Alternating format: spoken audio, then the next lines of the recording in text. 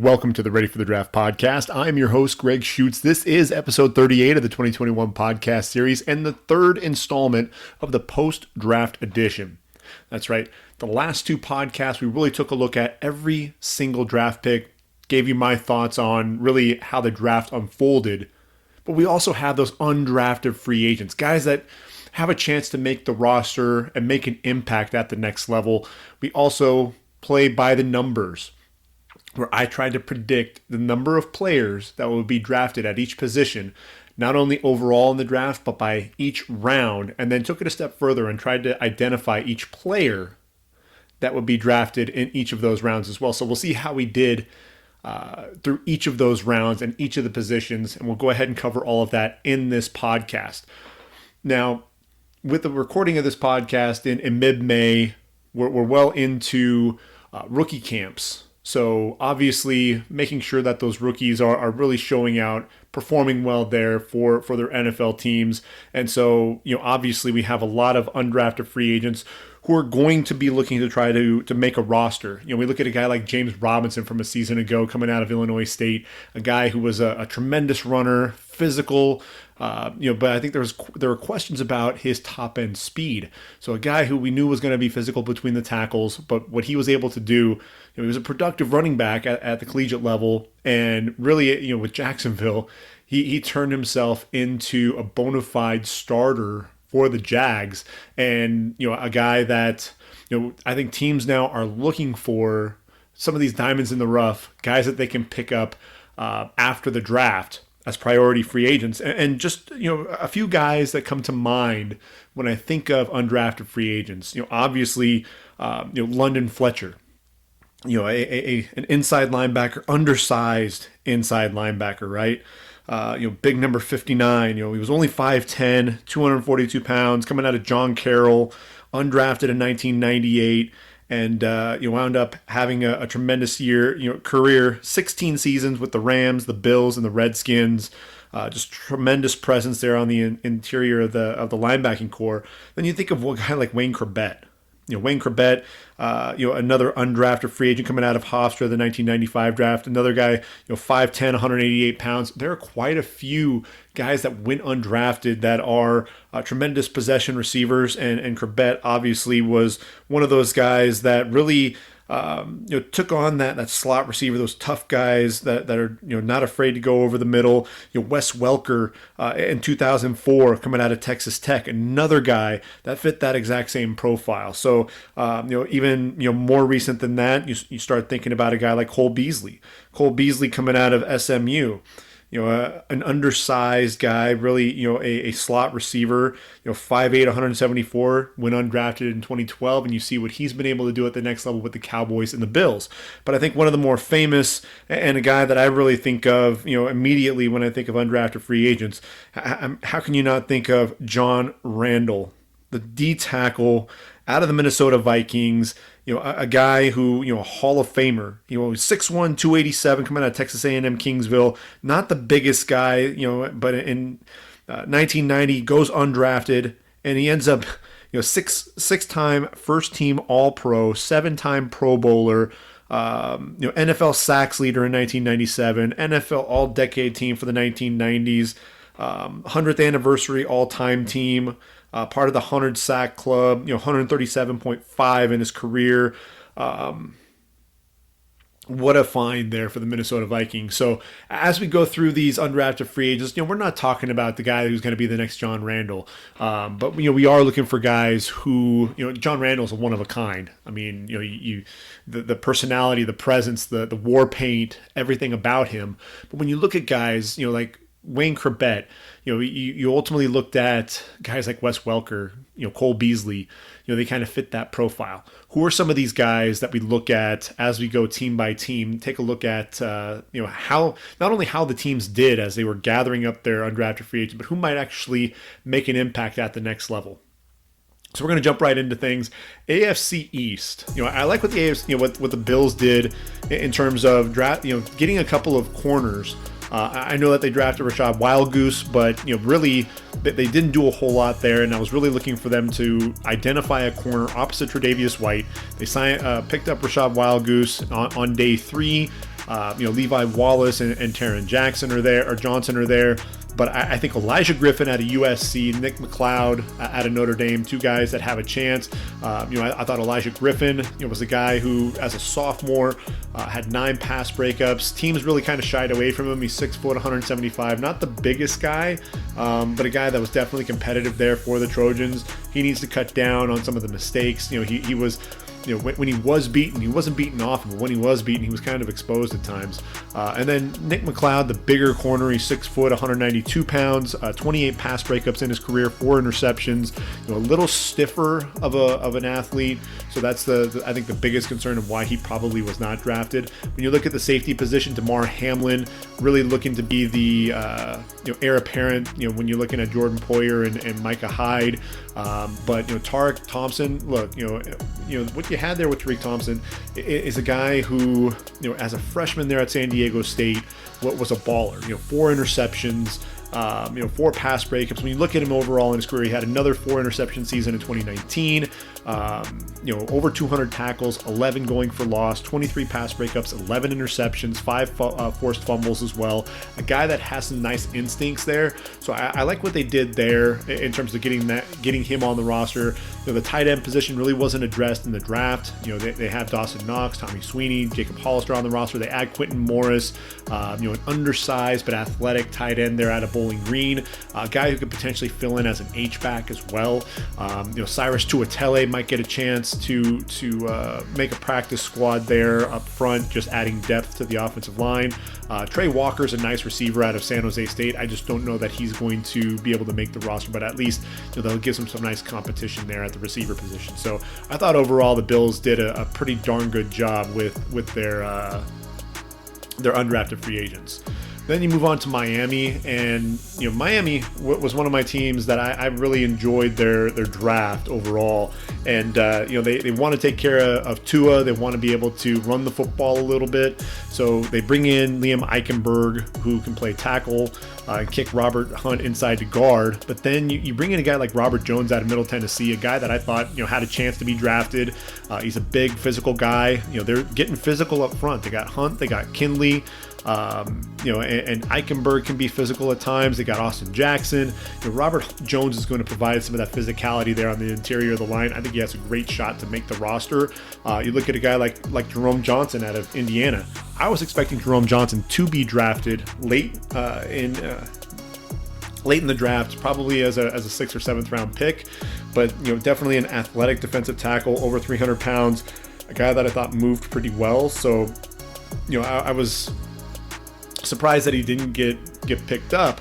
When you look at Jerome Johnson and where he fits into the landscape here, there are a lot of guys at defense. Could he end up being a 5 technique? That's going to be the biggest question, I think, for him, because you have Jason Strowbridge, you have Adam Butler, John Jenkins, Nick Coe, Benito Jones.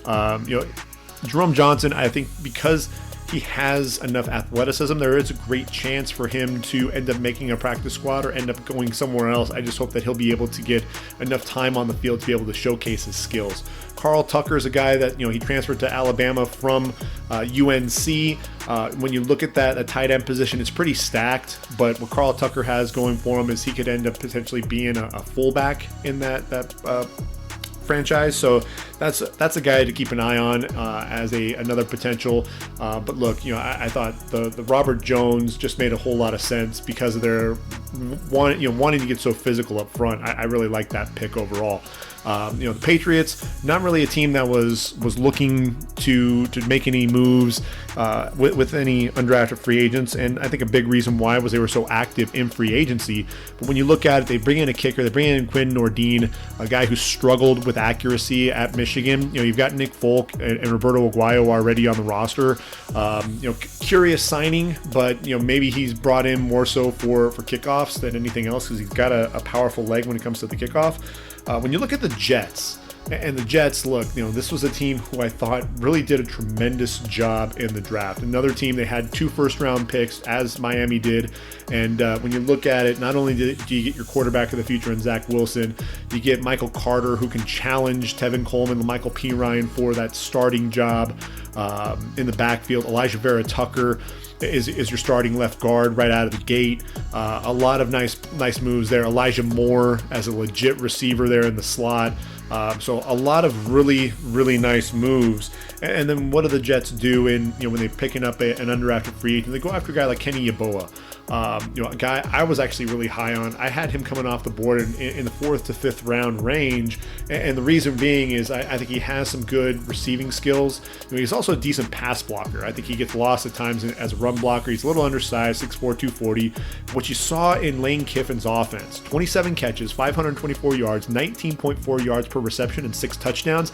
A guy who can stretch the ball vertically. That's exactly what Zach Wilson can use. Was throwing to Isaac Rex. Before that, it was Matt Bushman.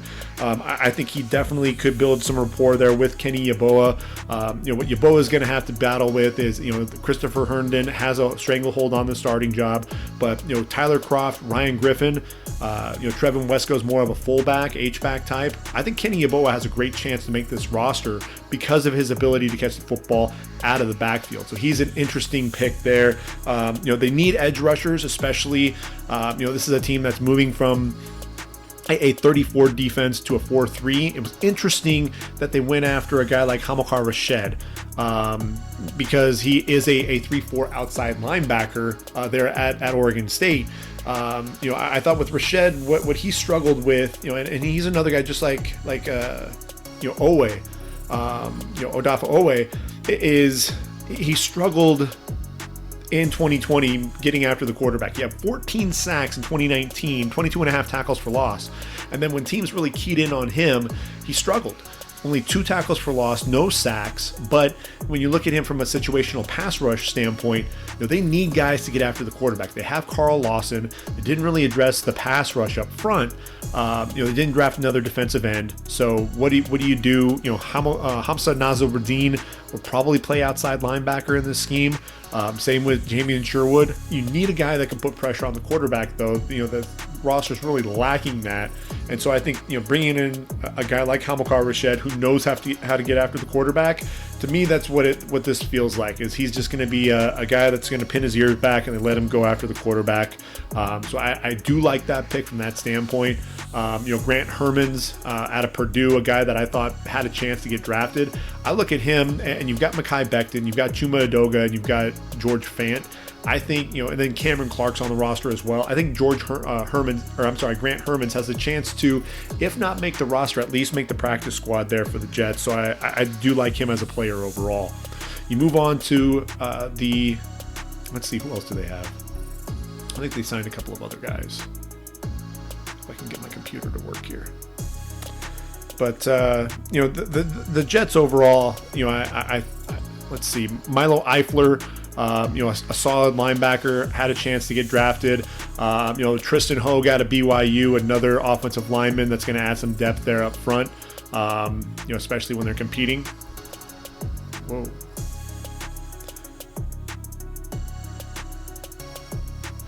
Okay. We are back. So when you look at the AFC North now, we're moving on to the AFC North. We're going to look at the Baltimore Ravens. And I think when I look at the Baltimore Ravens, the first name that jumps off is Ardarius Washington. I was surprised that this guy fell. This is a guy that's going to make this roster. I think there's no question about it. I mean, Baltimore on the front end of their draft, they get their receiver in Rashad Bateman. They get the guy passing, as a pass rusher in Odafe Owe. And so I thought that was a nice haul there overall. They get a couple of guys there in the secondary, Brandon Stevens, Sean Wade, guys that can either be a corner, could be a safety, could be a nickel. Ardarius Washington, I look at him, and I think he's a guy that could end up taking over eventually for Chuck Clark or Deshaun Elliott. A guy who has a lot of range, can cover the field all over the place, sideline to sideline. He's undersized, and I think that's really what ultimately hurt him in terms of his draft stock. You're talking about a safety who's 5'8", 178 pounds. It's definitely going to hurt him. When you look at the numbers, you're like, all right, well, only really, had the one season there as a freshman that really stood out. 5 interceptions, couple of pass breakups, redshirt sophomore coming out. So he's a younger guy as well. But I think he has a great shot, there with Baltimore, especially with the circumstances there around the franchise at the safety position. I look at a guy like Tony Poljam, the tight end. He was a converted tight end. He was a quarterback there at Central Michigan, moved on to tight end, ends up transferring to Virginia, showed off some nice athleticism, the ability to adjust to the football in the air, had a nice play in the end zone, adjusting to a ball thrown in the back of the end zone, getting his toes down.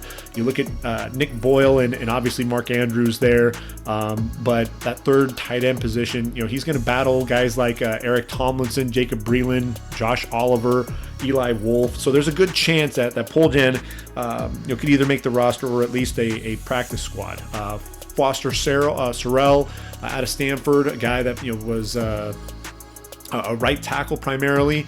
You look at it, you've got Alejandro Villanueva and Ronnie Stanley up front, Tyree Phillips as well. So I think there's a chance for him. He and Adrian Ely out of Oklahoma, although Adrian Ely, the movement skills bother me. I think he's a guy that would have to kick inside to guard, and he's going to have a hard time at that guard position. You've got Ben Cleveland, who they drafted. They signed Kevin Zeitler. Bradley Bozeman, is he a guard? Is he a center? You'll find out there. I think Ben Powers coming out of OU was a better pro prospect than Adrian Ely, so he's going to struggle to make that team, in my opinion. When you look at some of the other names there, Blake Gallagher is obviously a name for me that jumps out. An athletic linebacker, a guy that I think can make some plays, if he sticks there. And looking at the current roster, I'm not sure that he's still there. But I think Blake Gallagher is a guy, wherever he goes, he'll be a nice addition, if nothing else, as a special teams guy. A guy that made a lot of plays there for Northwestern.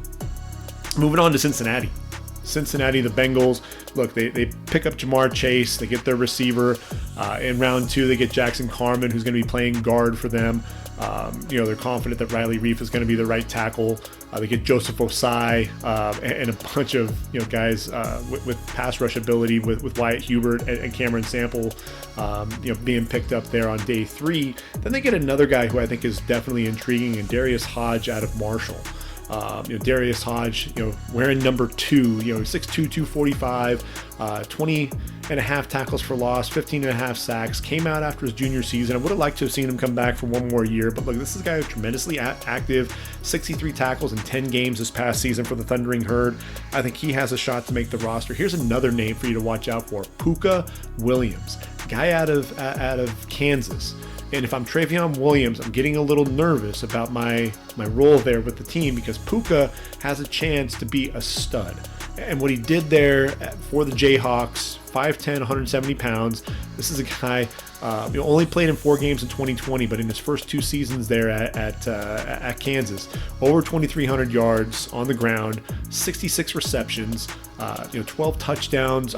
16 total touchdowns if you include the receiving yards. But also a guy that can return kicks. Had of his 7 kickoffs that he returned this past season, one of those he took back to the house, 28.1 yards per return. I think he has a darn good shot at making that roster. Another guy that I'm a big fan of is Antonio Phillips out of Ball State. And you look at the corners, there are a lot of corners there. They're pretty deep at the cornerback position. I don't think Antonio Phillips is going to be making the roster here, but he's a guy, I hope that he gets a chance to at least showcase what he can do, because I think Antonio Phillips is one of the more underrated players coming out of the MAC. A guy who has a lot of ball skills, 8 interceptions, 18 pass breakups. A guy that moves pretty well for a guy there on the back end, 6 foot, 191 pounds. I think he'll end up surfacing somewhere else just because it's so loaded there. Drew Chrisman is a dude that just he booms punts. I thought he was going to be a guy that was going to get drafted. He was brought in. He's going to challenge Kevin Huber there at the punter spot. They brought in Evan McPherson to battle Austin Siebert. I think it just makes sense. You get some competition there in your special teams. Cleveland's another team that I really liked what they did with the draft. They didn't have a linebacker that they could really go to with both Zaven Collins and Jamin Davis off the board. So you address the corner position. You get Greg Newsome in there. You figure Denzel Ward, Greedy Williams, Greg Newsome, Troy Hill, nice foursome there. If you want to do battle with the likes of Kansas City, you have to be loaded on the back end, and that's exactly what Cleveland has. Then getting Jeremiah Owusu-Koramoah in round 2, I thought that was an absolute steal. Another potential steal is getting Marvin Wilson there out of Florida State. This is a guy who really fell out of favor with a lot of people, a lot of just in terms of the potential and the production. This is a guy who I kept saying over and over that everyone talking about his game film in 2019, he had 8.5 tackles for loss, and all but 2 of those were in 2 games, against Louisville and Syracuse. And so you watched him in 2020, the motor ran hot and cold, but look, he's a tremendous athlete, 15 tackles for loss, 9.5 sacks. If Marvin Wilson can come in with the right mindset, come in shape, he has a chance to make this roster, make that rotation. Because you look at it, you have Jordan Elliott and Andrew Billings right now as the starters. You've got Malik Jackson on the roster. You drafted Tommy Togiai. Sheldon Day and Malik McDowell are also on the roster. Damian Square. Marvin Wilson has a chance to make this roster. I really believe that he has a good shot. He's going to have to battle for sure, because there are a lot of names that are there, that have some experience. But if Marvin Wilson is right, then I think he's as good as most of those guys. Emmanuel Rugamba, or when he was playing at Iowa, Manny Rugamba. But Emmanuel Rugamba, he's 5'11", 194 pounds. You look at him, 17 pass breakups, 4 interceptions over his career there with both Iowa and Miami of Ohio. I think he has a chance to end up making a practice squad somewhere. I don't think he'll end up being in Cleveland, but I think he has a chance to make a practice squad somewhere. So I do like that setup there for him. Moving on to the Steelers. Now the Steelers, they needed to go corner at some point, and I'm glad that they at least did so in free agency. With the undrafted free agents. When you look at the cornerback position, we talked about it before. Joe Hayden on one side, Justin Lane got in trouble with the law. Cameron Sutton, the nickel, but then the question marks: Arthur Male, James Pierre, DeMarcus Acey on the roster as well. So you bring in a guy like Shakur Brown, who led the Big Ten in interceptions this season ago. The junior thought he was going to come back for one more season, decided to come out, take advantage of a big season for him, but he's undersized, and so that's a big concern that I have. And then Mark Gilbert. He's 6'1", 175. Everybody was on him after his sophomore season. 6 interceptions, 15 pass breakups, battled injuries over the last 2 seasons. Don't really know if he can stay healthy. Missed the entire 2019 season after only playing in 2 games in 2018, and then again only 2 games in 2020. So is he going to be able to stay healthy? That's the big question mark. That's why he wasn't drafted. But when he is healthy, he's got some skills. Calvin Bundage is another interesting guy that they brought in. He can be an outside linebacker. I think he played some inside backer there for Oklahoma State. But a guy, I look at him, he's a situational pass rush guy, much like Quincy Roche, who they took in the 6th round. Cassius Marsh is on the roster. But I think Bundage has a good chance. They needed more pass rush help. They've got TJ Watt and Alex Highsmith. They needed to replace Bud Dupree. Quincy Roche was really the only guy that they had on the roster.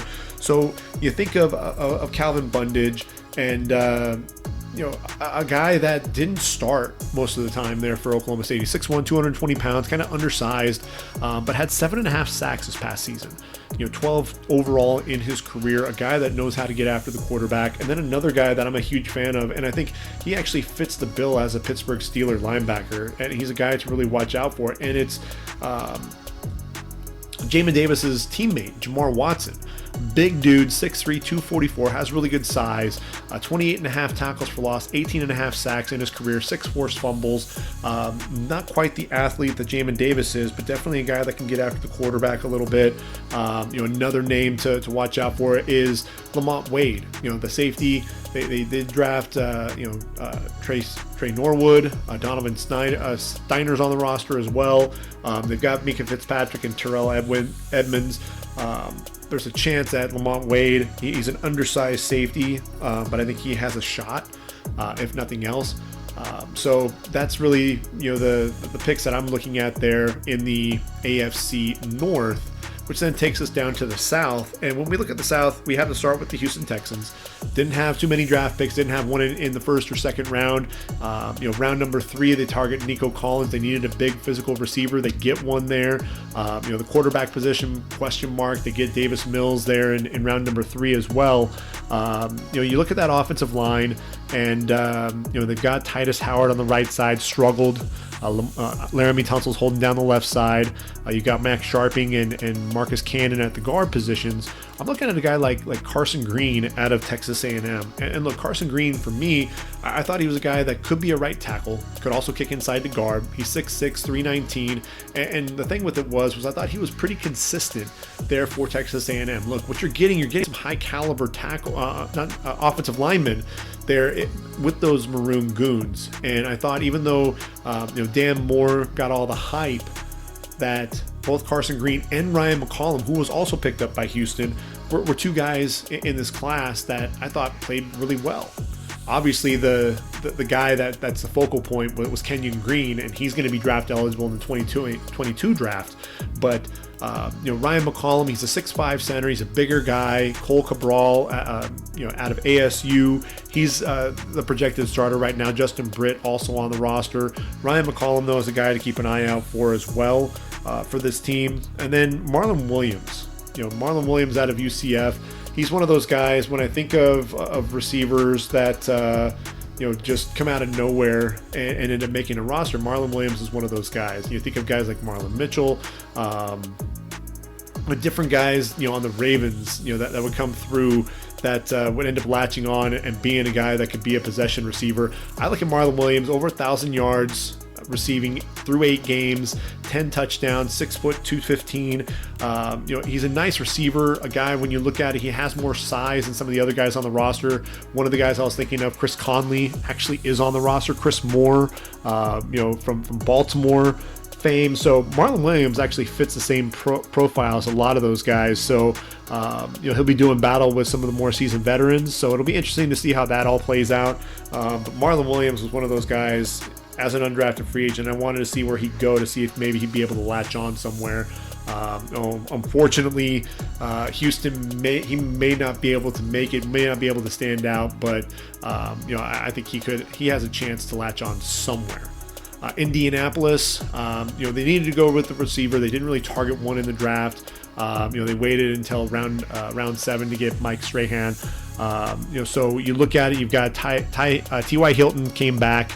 Michael Pittman Jr. looks like he's going to be a stud. And you have Paris Campbell, Zach Pascal, another guy that would step up from time to time. You get Tyler Vaughns out of USC, and Tarek Black out of Texas. Came over from Michigan, was a grad transfer there. But I'm looking, Tarek Black is a big physical receiver, but I'm looking at Tyler Vaughns out of SC. 6'2", 190, very smooth athlete, a possession receiver out on the outside.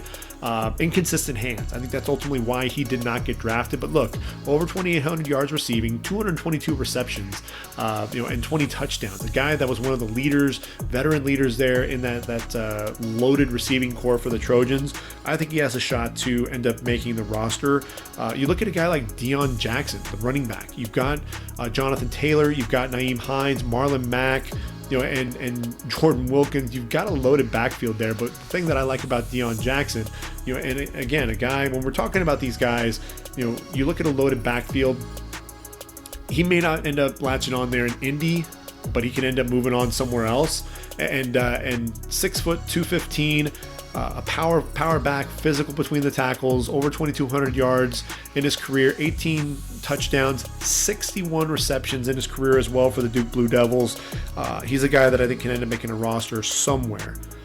Jacksonville, obviously Urban Meyer, a relationship with a guy like Nick Saban. And when you look at Jacksonville, they end up getting a guy by the name of Dylan Moses, Surprised that he was sitting out there. They're loaded ultimately at middle linebacker because they've got Joe Schobert and Damian Wilson there. But you look at Miles Jack, you look at Leon Jacobs. They brought in Jordan Smith to be a pass rusher coming off the edge. Shaq Quarterman's on the roster. Roy Robertson Harris. But what I like about Dylan Moses, he's a guy that's going to be battling that knee injury still. He admitted in 2020 he was still battling the knee issue. But he's going to be an outside backer. I think that's where he belongs. He's 6'3", 240. He struggled in coverage. But what you really want to see is see him be active, moving in space. A guy that when he sees the ball, he goes after it. He runs hard, flowing to the football.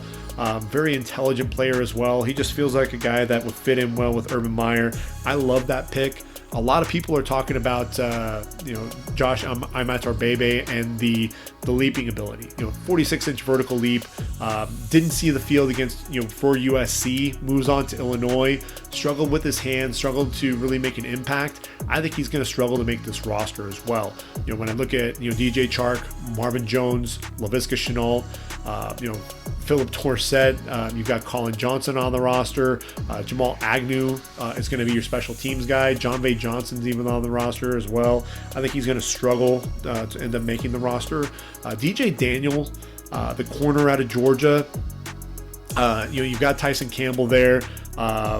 And I think what they did was they were able to catch on watching DJ Daniel as well. Another position where I think they helped themselves this offseason. Obviously, they brought in Shaq Griffin to play opposite CJ Henderson. They also have Trey Herndon on the roster. They drafted Tyson Campbell. So I think Daniel's going to have a hard time making the roster. What I do like about DJ Daniel, I think he's a guy that could end up sticking somewhere else. Another bigger guy that can move pretty well in coverage. You move on to Tennessee. Tennessee gets one of my favorite guys at any position, and that's Torrey Carter. They're out of LSU, a real tough physical guy there for fullback. And then they also get an H-back of sorts in Miller Forrestall out of Alabama. I think the tight end position is really up in the air. Forrestall battled injuries with the Tide. He has that versatility to play multiple positions, as does Briley Moore out of Kansas State. This is obviously a transfer coming in as a grad transfer to K-State. Athletic tight end. He's undersized, so another guy that could be a potential fullback, H-back, tight end position. But look, you've got Anthony Ferkser, George Swaim, Jared Pinkney. Not really a lot of household names, so that's really going to be something to where he can come in, both of those guys, and compete. You got a guy like Justice Reed coming out of Virginia, another guy who, look, he's played a ton of football, 6 years, and you wanted to see, could he translate from an FCS program to Virginia. He actually started his career at Florida back in 2015, but in 2020 with Virginia Tech, 9 tackles for loss, 6.5 sacks. He's a guy that's just an interesting prospect, a guy that probably will end up. He's one of the few guys that you can say coming in, he is about as NFL ready as he's going to be. He's got really good size. He's 6'3", 270 pounds. You look at it, you got Danico Autry, Laurel Murchison, Jeffrey Simmons on the roster there. They brought in Rashad Weaver. Keep an eye on Justice Reed. He's a guy that could end up making a practice squad, might slip into the roster when it's all said and done as well. And then one final guy, Cole Banwert. They're out of Iowa.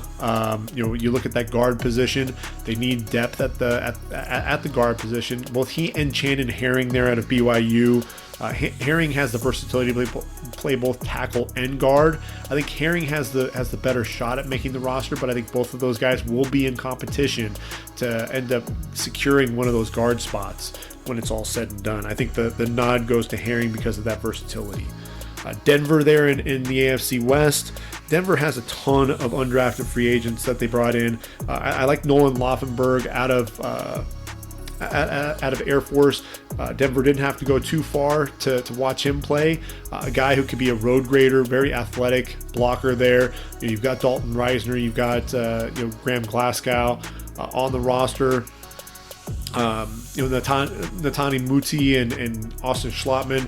I think Nolan Laufenberg has a chance to end up making this roster. I firmly believe that. Andrew Beck's your fullback, but you bring in a guy like Adam Prentice. has experience both at South Carolina and Colorado State. A guy that can catch the football out of the backfield a little bit, but he's going to be your road grader, if you will. Offensive tackle, you've got Bobby Massey at right tackle, Garrett Bowles at the left. You look at a guy like Drew Himmelman, may not quite have the foot speed to be a left tackle, but he's 6'9", 317. Keep an eye on him. He has a great chance to make the roster. He was a guy that played in the spring a little bit there at Illinois State. I'm a big fan of his. I actually thought he might actually get drafted, so I was surprised when he fell. Warren Jackson, they're out of Colorado State. He's a 6'5", 6'6" receiver. And look, undrafted free agents, if nothing else, you take a chance on them because you might get the next Preston Williams. You've got Cortland Sutton, Jerry Jeudy, KJ Hamler, Tim Patrick on the roster. You draft Seth Williams. Deshaun Hamilton ends up getting injured. So Warren Jackson, a bigger receiver, he's going to be competing with Seth Williams, I think, for a potential roster spot there. But it'll be interesting to see how all of this plays out. The fact that Deshaun Hamilton gets injured, Brandon Mack out of Temple is another guy that was brought in as a undrafted free agent. He's a guy that's interesting because he kind of almost fits that profile, as well. Bigger guy, 6'5", 220. Over 900 yards in 2019. Didn't really see the football thrown his way quite as much in 2020. But another guy who's a pretty good athlete on the outside, could be a nice, physical possession receiver. But really, I think what they did at the linebacker position, bringing in a guy like David Curry and then Curtis Robinson as well. David Curry is a guy to me that I think is going to end up making this roster. At that inside backer position. I look at the dynamic there. You put him and Baron Browning together. I really like the dynamic. And look, Curry at Georgia Tech, all he was productive. A guy that just had a nose for the football, 6'2", 230 pounds, 240 tackles, 15.5 going for loss, 5 pass breakups as well. Pretty instinctive player. And then one other guy who can end up being an inside-outside guy, 6'3", 246 pounds, and that's Andre Mintz out of Vanderbilt. And a guy who, 17 tackles for loss, 8.5 sacks. He's going to be one of those outside linebacker guys more than anything else, I think, because you do have Bradley Chubb, you have Von Miller, Jonathan Cooper was brought in. He's going to be a situational pass rush guy. Malik Reed is a guy that's really excelled there. Andre Mintz has a good chance to end up making that roster, a final roster spot. He'll be battling Derek Tuska there from North Dakota State fame, for a roster spot, I think, when it's all said and done. And they bring in Sean Byer, a guy from Iowa. You have to bring in Iowa tight ends, right? You've got Noah Fant, you've got Albert Owe-Bunam, Troy Fumagalli. If they're looking for a fourth tight end, Sean Byer might end up making that roster. The Raiders, they get one of my favorite guys at any position. I know I'll be saying that quite a bit because there are some guys that are sitting in this group of free agents that I'm a big fan of, and I'm looking at Darius Stills. And yes, they've got Jonathan Hankins and Quentin Jefferson, Solomon Thomas, but I think Darius Stills has a tremendous shot at making this roster. And look, what you have in Darius Stills is just an undersized nose tackle. But the thing that I love about him is that he wins with leverage. He wins with the strength. 6'1", 285, a guy that just made plays in opposing backfields. 23 tackles for loss, 10.5 sacks, lining up over the nose. And when he was beating you with not only that leverage, but then the speed and the quickness off the ball to split double teams and get into the backfield in a hurry. I really like what they did there. And I look at this group of players that they brought in. Max Richardson out of Boston College, instinctive linebacker. And you look at this linebacking group. You've got Nicholas Morrow and Nick Kwiatkowski, Corey Littleton. They bring in Divine Diablo and Malcolm Kuntz. Kuntz is probably going to be more of a defensive end, but I think Max Richardson has a tremendous shot at making the roster because look, he's a volume tackler. He and if you watched him, you watched Isaiah McDuffie. They were guys that were just flying around to the football there for BC. 6', 230. Had over 200 tackles in the last 2 seasons, 32 tackles for loss, 10 sacks in his career, 6 pass breakups. Just a guy that has a nose for the football. I think he has a shot to make the Raiders. Those are 2 guys, Stills and Richardson, that I think have a great shot. Dylan Stoner, look, another possession guy. And when you look at this receiving core, I think they're loaded. And Stoner reminds me of another Hunter Renfrow. And so I could see why a guy like Mike Mayock brought him in. I think he's a guy that can end up, making the roster as on the practice squad. He's one of my favorite guys in the slot. So he'll be a guy to keep an eye on there. And then Trey Regis, the big, powerful running back. You get Garrett Groshek out of Wisconsin. You already have Alex Ingold. And you look at Trey Regis, the physical back. You've got Josh Jacobs. Kenyon Drake was brought in as well. You have Jalen Richard. If you need a fourth back, Trey Regis could potentially be that guy. He and Jalen Richard are really going to be battling there, I think, for that third running back position when it's all said and done. And then Matt Bushman. You have Darren Waller, you have Foster Moreau, Derek Carriers is kind of your third tight end, but Matt Bushman was kind of the forgotten tight end, and he's a guy that's coming off injury, and that could be a big reason why he fell out of the draft. But look, 6'5", 240 pounds, and look, in 3 seasons there for the Cougars, over 1,700 yards through the air, 9 touchdowns, a guy that was just a weapon for Zach Wilson in his first 2 years there at BYU, a guy that can get vertical a little bit, really good in the, not only, as an inline tight end up the seam, but also lining up in the slot as well. So he's an intriguing pick there. When you look at the Chargers need pass rush help, right? So they bring in a guy like Amen Agbogbemiga there out of Oklahoma State, a guy that I think has a chance to make the roster just because he has a nose for the football and can rush the quarterback. Is he going to be an outside back, inside backer? That's really going to be a question there. But you've got Uchenna Nwosu, you've got Kyler Fackrell, and you brought in Chris Rumpf. Agbogbemiga, he was the guy, he was really the bell cow for, the Cowpokes, 6'1", 235, had actually 100 tackles in 2019, and then followed that up with another 80 in 2020. And a guy, he's 25 tackles for loss, 9 sacks. And I think he's one of those guys that is just a good football player. He reminds me of a guy like Drew Tranquill, a guy that just has a nose for the football, can just make some plays. So he's an intriguing guy for me. Forrest Merrill is another guy. I'm sorry, Forrest Merrill there out of Arkansas State is really interesting as well. That nose tackle. You've got Linval Joseph, on the roster. Christian Covington and Braden Fajoko there. But when you have in Forrest Merrill, he was a guy that was just a lot of fun to watch. A guy that would just plug the middle. Surprisingly athletic for a guy his size. 6'1", 338, 17 and a half tackles for loss, 8.5 sacks, tremendously active for the Red Wolves. He's a guy that's really intriguing and I think could end up either making a roster or at least, if nothing else, making a practice squad. And then finally, KC rounding things out. It's interesting, they get a couple of linebackers. I thought Riley Cole was going to get drafted. He didn't. But you do have a guy there who is a solid linebacker. Both he and Zane Anderson there out of BYU, a converted safety. You get Shane Buechele, a quarterback who I thought was going to get drafted there, potentially battling Anthony Gordon for that third quarterback spot behind Mahomes and Chad Henne. Henne, doesn't have a lot of years left in him, so there's a good chance that he can end up sneaking onto a roster. Devon Key there out of Western Kentucky, interesting safety pick. DiCaprio Bootle, one of the best names in the draft. He has the ability to play both corner and safety. So he'll be a guy that's going to be battling for a potential practice squad spot as well. So that takes care of our AFC group. We're going to go ahead and take a look at the NFC now.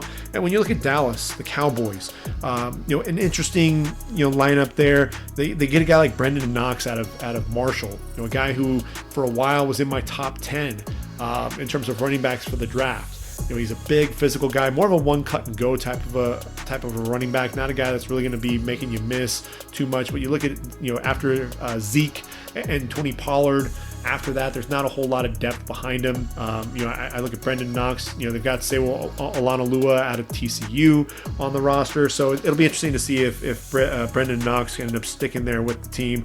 Nick Eubanks, a tight end who has a little bit of athleticism, has really known for his blocking ability more than anything else. And what was interesting is you sign or you draft Simi Fajoko out of Stanford.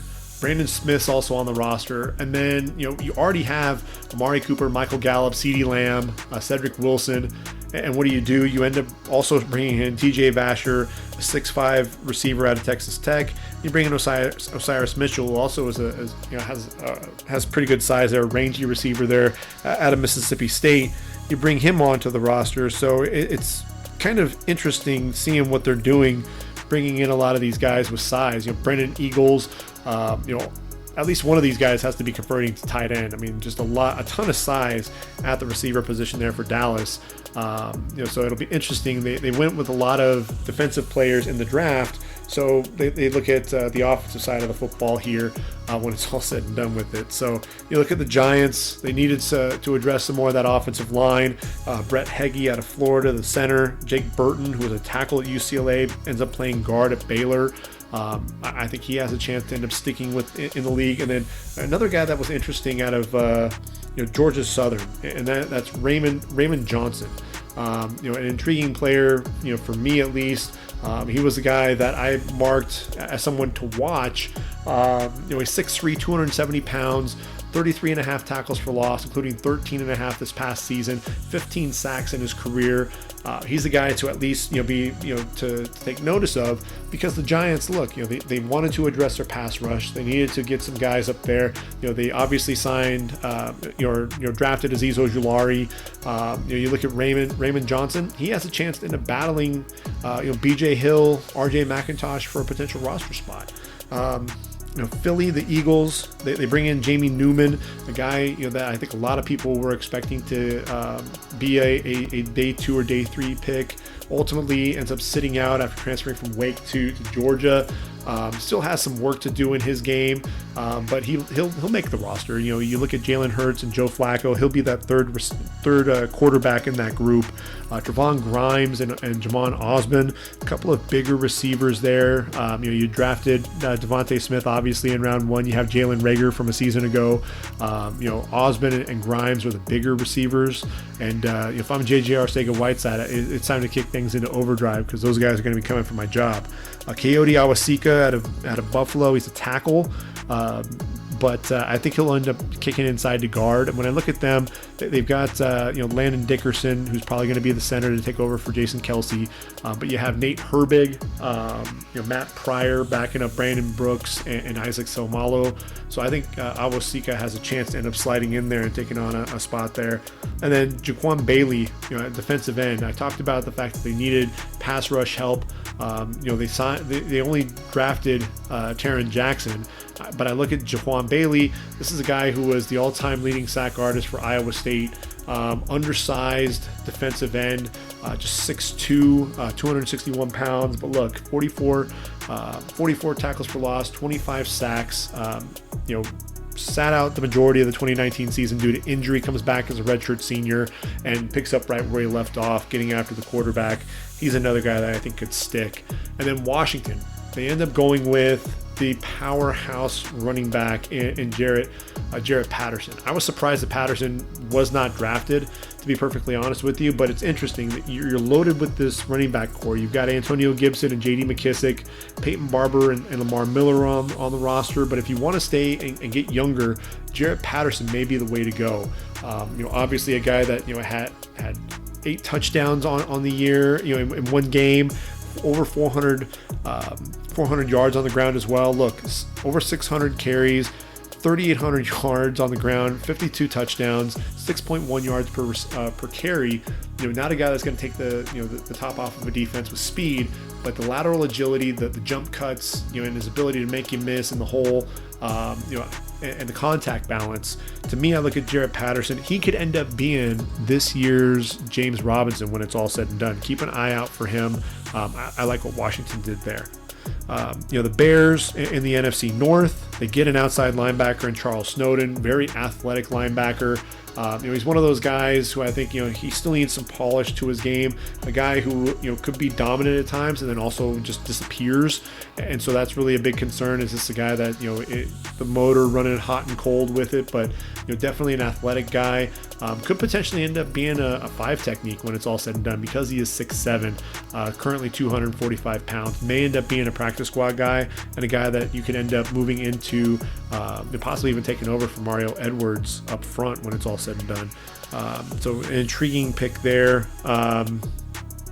Gage Cervenka out of Clemson, a guy that's going to provide some depth up front. He and Gunnar Vogel coming out of Northwestern potentially has a chance to end up being that fourth tackle on the roster. And then CJ Marable. They drafted Khalil Herbert. They're loaded at that running back position. Marable, I don't think is going to end up making the roster or even the practice squad there in Chicago. But I hope that he gets a chance to showcase what he can do somewhere else. Ran a sub 4.5 40. He's 5'10", 200 pounds there out of Coastal Carolina. Very versatile running back there for the Chanticleers. Over 2,600 yards on the ground, 29 touchdowns, 84 receptions in his career as well. He's a lot of fun to watch. I think he's tremendously athletic, can be very versatile. I think he's a guy that could end up possibly making a team for a franchise somewhere. The Lions, look, another team that I thought did a pretty solid job overall in the draft. I wanted to see them address that receiver position more. They waited until round 4, pick up Amon-Ra St. Brown, but it seems like they had a plan. Because they targeted some receivers there, all big receivers. They've got Brashad Perriman and Tyrell Williams. Amon-Ra St. Brown's your possession receiver. You've got Quintez Cephas from a season ago. But you bring in a guy like Jonathan Adams, Sage Surratt, Javon McKinley, all guys that are weapons on the outside. I like Jonathan Adams, though, as the guy that I think has the best chance to make this roster. Jonathan Adams really was kind of a breakout guy there for the Red Wolves of Arkansas State. 6'3", 220, ran a 4.5 40 at his pro day. But look, over 1,100 yards, 12 touchdowns this past season. A guy that 3 touchdowns in the win over K-State. Some incredible catches as well. Sage Surratt seemed to be virtually unblockable for Wake Forest a season ago. Sat out the 2020 season due to COVID-19 issues. And look, with Surratt, he looked a lot slower. Ran a disappointing 40 times, 6'3", 215. Did 66 catches, over 1,000 yards and 11 touchdowns. A guy who has a chance to make the roster. Drake Jackson. You look at that center position. Frank Ragnow's the leading, or I guess I should say the highest paid center in the league. So you have him there. Drake Jackson, though, you saw what he could do at the Senior Bowl. He's undersized. He's just 6'2", 290 pounds, but a guy that plays with excellent leverage. So I like that pickup. And then I'll give you one final name there for the Lions, because there's a lot of guys that they picked up. But Devontae Beckett, he's 5'10", 214, may end up being a safety, but a guy that was just an absolute playmaker there for Marshall in his last 2 seasons there. Over 200 tackles, 14 tackles for loss, 4.5 sacks, 5 pass breakups, a guy that just had a nose for the football, 4 forced fumbles, 6 fumble recoveries, one of which that he returned back to the house. And when you look at this team and I look at Devontae Beckett, they need help at that linebacker position. They signed, I think, a steal in Derek Barnes there in round number 4. I think Devontae Beckett is going to end up playing his way onto this team. I look at the safety group behind Will Harris and Tracy Walker. I think there's a chance for him to ultimately make the roster just because he's a guy that has great instincts and flies around to the football. Christian Uphoff of Illinois State, I think is one of the guys for Green Bay that's going to end up making the roster. This is a bigger physical safety, a guy that I thought was going to get drafted, as high as possibly even the 4th round. So I think he's a nice get, a guy that could end up possibly being their number 3 safety. Jack Heflin out of Iowa, a guy that when he moved on to Iowa, didn't really get a chance to really showcase what he could do, but a guy that when he was at Northern Illinois, had 17.5 tackles for loss, had 9 sacks. He's 6'4", 312. They need guys at that defensive end position in that 34 defense to help out Kenny Clark. So he's a guy. Look, Dean Lowry was some, and Tyler Lancaster both were guys that kind of came out of nowhere. And, I think Jack Heflin could potentially be one of those guys as well. Carlo Kemp, kind of an undersized guy that was playing the nose tackle position there at Michigan, but a pretty good athlete up front. He's another guy to keep an eye out for. Bailey Gaither is a nice possession receiver there out of San Jose State. I think there are too many receivers on this roster, but I thought he was worth mentioning because before he went down to his knee injury, he was really an intriguing prospect. Minnesota. Minnesota brings in a couple more receivers. They ended up drafting Emir Smith-Marset, kind of a surprise. But you look at Justin Jefferson and Adam Thielen. Look, they hit a home run late in the draft a couple of years ago, getting Olabisi Johnson, who looked like he has a chance to be that number 3 receiver there. You've got Chad Beebe and KJ Osborne on the roster. You bring in Whop Philyor, who was the slot receiver there in Indiana. Ricky Proehl's son, Blake, out of East Carolina. Myron Mitchell out of UAB. 3 receivers. My personal favorite is Whop Philyor. I think as a slot receiver, he's the guy that has a chance to stick. Pretty good route runner there. Tuff Borland kind of showed off. He was a lot slower than I think a lot of people were expecting him to be. I think he's going to struggle to make the roster. I think there just aren't going to be enough bodies. Christian Ellis, Luther Ellis, his son. I like him as a linebacker. I don't see him being able to make it there in Minnesota, but I think he has a chance to end up sticking somewhere on a practice squad. In the NFC South, Atlanta, they're all the talk about getting a quarterback, and they end up signing Felipe Franks. So I think is one of those guys who he's raw, tremendously raw, but he has a lot of upside. Athletic guy, 6'5", over 220 pounds. Looked pretty solid overall there at Arkansas. Not a flashy receiver by any means, but definitely an intriguing prospect. They needed a running back, and they bring in 2 guys that I think have a chance to make the roster behind Mike Davis, who right now is penciled in as their starter, and Javian Hawkins and Caleb Huntley. Keep an eye out for both of them. I think Caleb Huntley reminds me a little bit of James Robinson, and Javian Hawkins is a guy who's going to be more of that change of pace guy. He's 5'9", 196, over 1,500 yards as a redshirt freshman for the Louisville Cardinal, 9 touchdowns. This is a guy with tremendous contact balance, runs the lateral agility and his ability to make cuts down the field without slowing down, really something that is impressive. And then you look at a guy like Caleb Huntley, and they're night and day. Caleb Huntley, 5'10", 229 pounds. He's a big physical guy, 5 yards a carry, over 2,900 yards, despite battling injuries there in 2020, only 3 games. 2018 also battled some injuries, only played in 6 games there, but when healthy, this is a guy who can really pound the ball between the tackles. So he'll be an intriguing prospect to keep an eye out for there.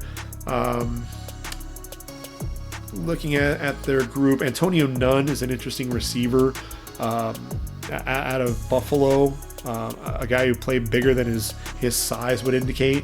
He's an interesting guy there. Kobe Jones, the defensive end out of Mississippi State. He's a guy that I just look at the group. They signed they drafted Taquan Graham and Ade Ogundeji. So I think Kobe Jones is going to struggle to make the roster there, but he is a guy that I think is going to be intriguing for a lot of teams. Carolina, look, they wanted to address the offensive line at some point, right? And what I like about what Matt Rule does is he's looking to get physical at times. He brought in Brady Christensen to battle for that left tackle position. They were able to wait and get him in round number 3. I'm a big fan of Brady Christensen. I think he'll end up being the left tackle opposite Taylor Moton when it's all said and done. He'll take the job away from Greg Little. Deontay Brown is going to battle for a starting spot at the guard position. And then you bring in David Moore out of Grambling State, another physical guy. That's an interesting pick. They brought in Chuba Hubbard, who could potentially be Christian McCaffrey's backup. But then there's Spencer Brown out of UAB. And I know that Spencer Brown didn't test exceptionally well. But here's the thing with Spencer Brown. A guy out of UAB who really helped resurrect that program. 6 foot, 220 pounds in his first 2 seasons there for the Blazers. Over 2,500 yards and 26 touchdowns. And a guy who, ended up with over 4,000 yards in his career, 41 touchdowns. A guy who dropped some weight and became a lot more agile as a runner. Reminds me a little bit of Kareem Hunt when he did that at Toledo. But, with Spencer Brown, he's a guy that could end up being a change of pace guy, potentially there in Carolina. And then they bring in Mason Stockey. They didn't really have a fullback on the roster. Mason Stockey is an interesting guy. If they end up deciding to have Christian McCaffrey run behind a fullback for a change. And then Patty Fisher, this is a guy who has a nose for the football. Right now they've got Denzel Perryman penciled in as the middle linebacker, but Patty Fisher, he didn't run the most impressive 40 time, and that's really the biggest concern that you have is a guy, is he going to be able to match up laterally, the lateral quickness? Is he a tremendous athlete? Probably not, but 6'4", 240 pounds. And look at this guy. After back-to-back seasons with over 110 tackles in his first 2 seasons there at Northwestern with 14 tackles for loss, he finishes his career with 401 tackles, 24.5 tackles for loss, couple of sacks, 4 interceptions, 10 pass breakups, 10 forced fumbles. A dude who just has a tremendous nose for the football. He just never really regained his form from his first 2 seasons. If he can somehow find that at the next level, he could end up potentially being a steal when it's all said and done. The New Orleans Saints end up getting Krill Williams out of Syracuse, the rangy safety corner guy, just battles some injuries, so there's some concern there. Bryce Thompson out of Tennessee, a nice cornerback pickup there. Stevie Scott, a physical running back. Dylan Sainer out of Iowa State, not a flashy tight end, but a guy that can get the job done.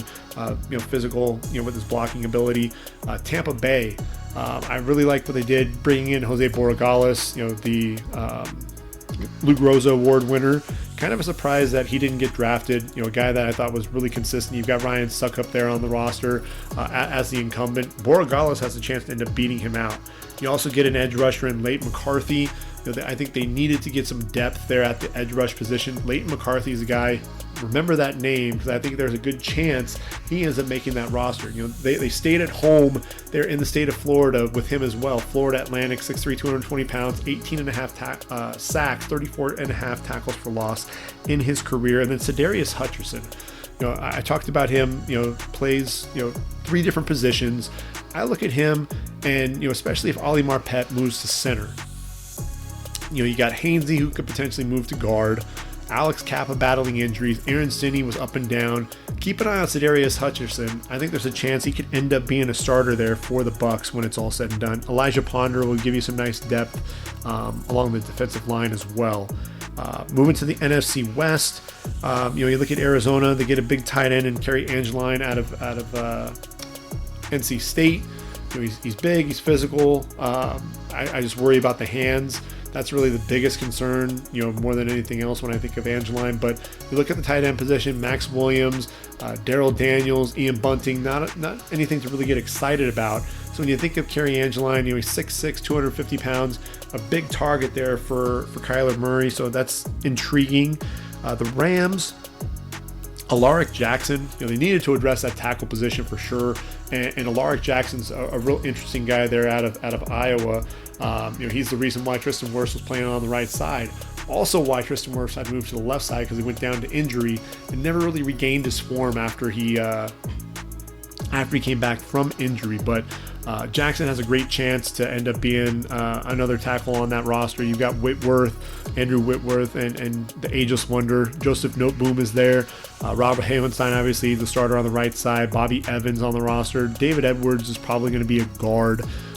So Alaric Jackson, if you're keeping 5 tackles, he's going to end up being that guy. Noteboom can also end up playing the guard position. So I think Alaric Jackson has a great chance to end up making that roster. Paris Ford, you worry about, he ran that 4.9 40, which is scary. But he's a good football player, has good instincts. I worry about whether or not he's going to end up, taking that next step. You've got Jordan Fuller and Taylor Rapp as your starters there at the safety position with Terrell Burgess after that. But he has a chance. And then Max Roberts, look, BC, why not get a BC linebacker, right? I like Max Roberts, Maximilian Roberts to be exact. Just an intriguing player there out of BC. 6'1", 250 pounds. He's a big dude. In 8 games in 2020, his lone season there at BC as a redshirt sophomore, 6 tackles for loss, 4.5 sacks. He'll be a guy that'll probably end up making the practice squad. It'd be interesting to see what happens there. San Francisco, you get a guy like Josh Peterson, the tight end there out of Louisiana Monroe. And I'm a big fan of Josh Peterson. I like the guys that were coming out of ULM. And with what you have here with this guy, 99 catches, over 1,100 yards, 11 touchdowns, a guy that I think can be a weapon up the seam. And in San Francisco, obviously, you've got George Kittle, one of the best tight ends in the league, but the depth behind him is lacking. Charlie Werner, Ross Dwelly. I think Peterson has a chance to end up being one of those developmental tight ends. Justin Hillier battled injuries. He's a guy that can end up sticking in that linebacking core. Elijah Sullivan out of K-State, another guy. He's a little undersized, but a guy that I think is going to battle for a linebacker spot there as well. Intriguing prospect. Austin Watkins is probably one of my... he was the biggest surprise for me. I think they have a steal there. Problem is they have so many guys at the receiver position. I don't know that Austin Watkins is going to stick with San Francisco. I think he's going to end up making a roster somewhere, though. You look at Brandon Ayuk, Deebo Samuel, Richie James, Mohamed Sanu, Jalen Hurd still on the roster, Jawan Jennings, River Craycraft, Austin Watkins. What I really like about him, out of UAB, a guy that just he made plays for the Bulls. And a guy who I thought could be a vertical threat, has good size. He's 6'3", 210 pounds, over 1,000 yards in 2019. 9 touchdowns in his career. And look, in 2019 was really his season. 19.2 yards per reception.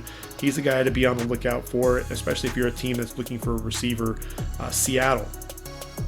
Tamorrion Terry. I thought he was going to end up being a Seattle Seahawk. Surprised that he wasn't drafted. He and Cade Johnson both. The Cade Johnson out of South Dakota State, the Jackrabbits, and I think both of these guys have a chance to make this roster. They only had 3 draft picks, so they end up making the most of it with Dwayne Eskridge. You've got DK Metcalf, Tyler Lockett, Dwayne Eskridge, and then after that, Freddie Swain's there. But I think Terry and Cade Johnson have a great chance to end up making this roster. So that's going to really be interesting as well. Greg Island, probably going to be a guard when it's all said and done. He'll provide some depth there up front, at least in camp. Battled potentially for a roster spot. Look, he can play both tackle and guard, so there's a chance that he could stick there in Seattle. So those are the undrafted free agents. A lot to like there. I think there are some guys that have a chance to end up making the roster and making an impact. So it's really going to be interesting to see how that whole dynamic plays out. So now we're going to go ahead and play by the numbers one final time. And we're going to start with the quarterback position. In the last 5 drafts, 62 quarterbacks taken, average about 12.4. I have 14 quarterbacks actually coming off the board. Had the 5 in the first round nailed. Had 1 quarterback in round 2. I was right there. But I had Davis Mills, and it ended up being Kyle Trask. Had 2 coming off the board in round 3. I was expecting Mond and Trask, and it wound up being Mond and Mills. Really surprised that Ian Book came off the board in round 4. I actually thought Felipe Franks would be there. So Ian Book. But I did get one quarterback there in round number 4. And then the only other quarterback taken was Sam Ehlinger in round 6. I knew Ehlinger was going to get drafted. Surprised he went that early. I ended up actually having 14 quarterbacks taken overall versus the 10 that were actually taken. Felipe Franks, Peyton Ramsey, Shane Buechele, Jamie Newman were the 4 that weren't drafted in my group. And that was the order that I had them coming off the board. Franks, Ramsey, Buechele, Newman in rounds 4 through 7. But the 10 quarterbacks taken was the lowest since 2017 when they also had 10 quarterbacks taken. That was a draft where Mitchell Trubisky was taken number 2 overall. And by the way, the Chiefs and Texans trade up to get Patrick Mahomes and Deshaun Watson. Other notable quarterbacks on that list, not really going to get just overly excited. Deshaun Kaiser, Davis Webb, CJ Beathard, Joshua Dobbs, Nathan Peterman. So I think this quarterback class has a chance to be a lot better than that. You have the 5 there in round 1, Trask, Mond, Mills, known commodities. Book and Ehlinger will be guys that'll struggle to end up making a roster. So it'll be interesting to see how that dynamic plays out. You look at the running back position. Holy cow. 115 taken in the last 5 years, averages out to about 23 running backs. So I was actually picking about 19 running backs, 18 were actually taken. So we were actually really close. I had 2 running backs coming off the board in round 1, and that was Najee Harris and Travis Etienne. Nailed that. I was expecting Michael Carter to come off in round 2 He ended up falling all the way to round 4 to the Jets. Javonte Williams was the only guy taken. I had him coming off the board there. I had 3 running backs in round 3. I thought Kenneth Gainwell, Trey Sermon, Khalil Herbert really had a chance to come off the board. Really what you were looking at was this was a group that I was trying to go based on the averages, and this just wasn't a really strong running back class in the first 2 days. First 2 days of the draft, when you look at the averages, you're looking at probably about 7 to 8. And so I went with 7, and we wound up only having 4 taken because we had so many guys on the back end. I was expecting 4 running backs to come off the board in round 4. I had Chuba Hubbard and Ramondre Stevenson, Michael Carter and Kenny Nwangwu with a surprise, who I had coming off the board in round 6. So interesting there. Actually nailed the number of running backs. I had 2 running backs coming off the board in round 5. Kenneth Gainwell was the only guy there. 5 running backs came off the board in round number 6. Elijah Mitchell, I had him coming off the board 2 rounds earlier. Chris Evans coming off the board a round earlier. Khalil Herbert 3 rounds earlier. So it's interesting looking at this. Larry Roundtree, I ultimately wasn't expecting him to get drafted, and he ends up getting drafted there in round number 6. Gary Brightwell actually nailed that one there in round 6. I only had 3 running backs, average about 4 over the last 5 years. We ended up with 5, so we're actually right on target in terms of that, how that dynamic, how it played out. Had 6 in 2016 and 2019 in round number 6, 5 in 2017, so right in line with that. And then I only had 3 running backs in round 4. In round 7, I had Brendan Knox, Jake Funk, Trey Regis. Missed out on Knox and Regis. Funk I got right. You also had KJ Hill, who I had coming off the board in round 4. Jamar Jefferson, had him coming off the board in round 5. Jared Dokes, I thought the knee injury ultimately wasn't going to get him drafted. He ends up coming off the board in round 7 to the Dolphins. So 18 running backs taken. Then if you throw in Ben Mason, who I completely forgot about, he was taken in round number 5. Not a bad haul overall in terms of my projections based on just the law of averages there. Receivers, pretty close here as well. 162 taken in the last 5 years, 37 a season ago, the most since 2003. That was the draft when Charles Rogers, Andre Johnson, and Anquan Bolden came off the board. Average about 32.4, and I was looking at 30. What I had 37, and we actually had 36 coming off the board. So I actually had Austin Watkins, Cade Johnson, Tamorian Terry, Jonathan Adams, Sage Surratt, and Whop Philyor, who I thought were going to get drafted, and they didn't. The guys who ended up getting drafted in their place, you had Frank Darby in round 6, Jalen Camp in round 6, Michael Strahan, Trey Nixon, Ben Skoranek. So, really some names that kind of threw me off a little bit. Wasn't expecting them to really come off the board. I was actually expecting 7 receivers in round 5. That's never happened in the last 5 years. We had 6 this past season. Average about 3.4. We wound up with 5.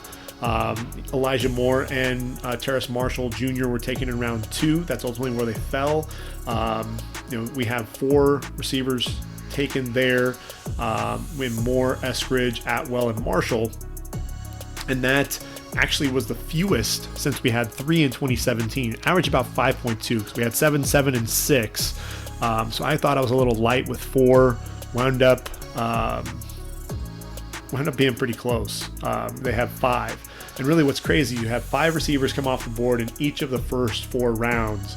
I had another 4 in round 3, had 3 of those right with De'Ami Brown, Amari Rogers, and Anthony Schwartz. Nico Collins, was a guy that I actually had coming off the board in round 2. He falls to round 3 to Houston. I actually had him mocked to Houston in round 3, but when we were doing the by the numbers, I needed another guy in round 2, and Nico Collins fit the bill for me. So I missed out there. I didn't think Tutu Atwell was going to be a guy that was going to be drafted as high as he was. The Rams proved me wrong there. And then Josh Palmer, another guy that I thought was going to fall, and instead the Chargers took him there in round number 3 as well. 5 taken. I went with 4. Thought that we're going to see 3 straight seasons with 4 receivers taken in round number 3. We saw it in 2019 and 2020. Wound up with 5. Another 5 in round 4. With Des Fitzpatrick, who I thought was going to be a 6th rounder. Amon-Ra St. Brown, actually I had him coming off the board in round 2. Jalen Darden, Tylan Wallace. I thought Wallace was a potential 2nd round pick there. So it was just interesting. And then Jacob Harris, really kind of a surprise there. Thought he was going to be a later round pick as well. The aforementioned Watkins, Johnson, and Terry, I actually coming off the board there.